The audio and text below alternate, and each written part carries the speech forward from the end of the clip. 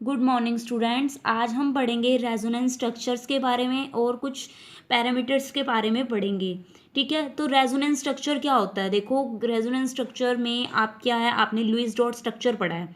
ठीक है, कुछ में क्या होता था, in certain molecule single Lewis dot structure can't explain to the all property of molecule, so consider molecules has many structures. भी सिंगल लुईस डॉट स्ट्रक्चर था, वो एक्सप्लेन नहीं कर सकता था सभी की सभी प्रॉपर्टीज़ की मोलिक्यूल्स की। ठीक है, so consider molecule has many structures. Molecules के क्या हैं, काफ़ी सारे स्ट्रक्चर्स है, but none of the structure can't explain the property of actual structure.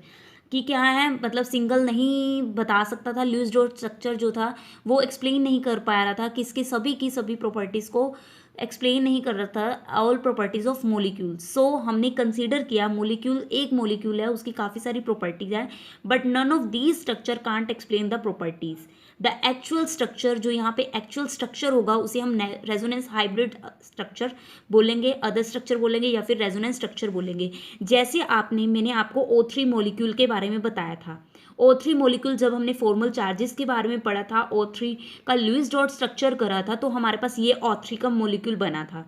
कैसे, O के आपके पास 1 2 3, आपने O के 3 एटम बना दिए थे, 3 वो एलिमेंट रख दिए थे। तो देखो ऑक्सीजन क्या होता है, उसका क्या होता है, इलेक्ट्रॉन्स क्या होते हैं, सॉरी इलेक्ट्रॉनिक कॉन्फ़िगरेशन क्या होती है उसकी, आउटर मोस्ट इलेक्ट्रॉन में कितने शेल होते हैं। तो सबसे पहले उसका एटॉमिक नंबर होता है आपके पास 8। तो आपको पता है जब उसका एटॉमिक नंबर हमारे पास 8 होता है, ठीक है 8 है, ठीक है, जब उसके के एलिमेंट शेल की बात करेंगे तो 6 इलेक्ट्रॉन की जरूरत है। हमें क्या है, ऑर्बिट कंप्लीट करना है।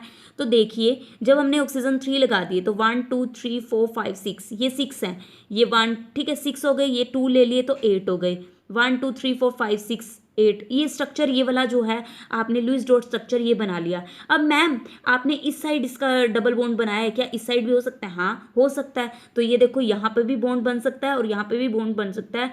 तो ये होता है, अब हमें नहीं पता तो हम इसको यहाँ पर डॉटेड स्ट्रक्चर से रिप्रेजेंट करते हैं, दैट इज रेजोनेंस हाइब्रिडाइजेशन या रेजोनेंस। ठीक है, ऐसे ही आपके पास काफ़ी स्ट्रक्चर्स होंगे।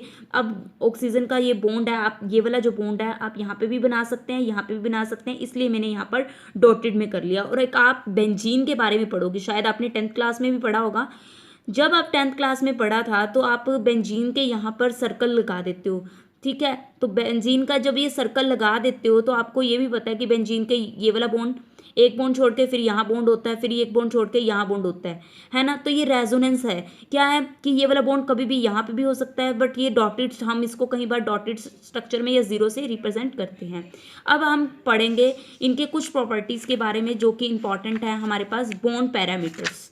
तो बॉन्ड पैरामीटर्स के बारे में पढ़ेंगे। जो बॉन्ड पैरामीटर्स में हम पढ़ेंगे बॉन्ड लेंथ के बारे में, बॉन्ड एनर्जी के बारे में, बॉन्ड एंगल्स के बारे में और बॉन्ड ऑर्डर के बारे में।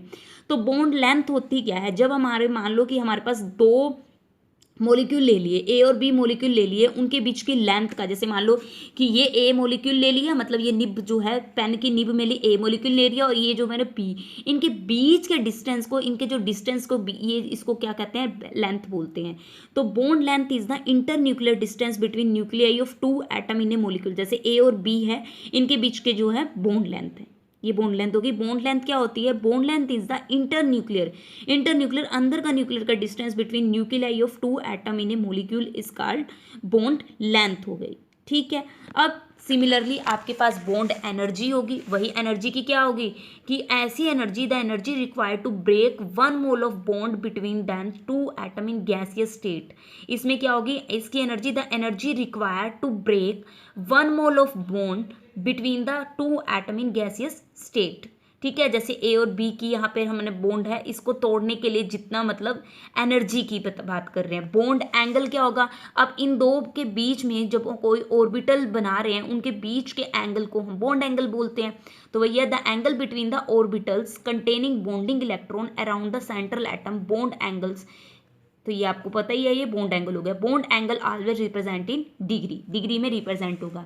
हाइड्रोजन बॉन्डिंग के बारे में मैंने आपको बता ही दिया था। तो ये आपकी छोटी सी डिफिनेशन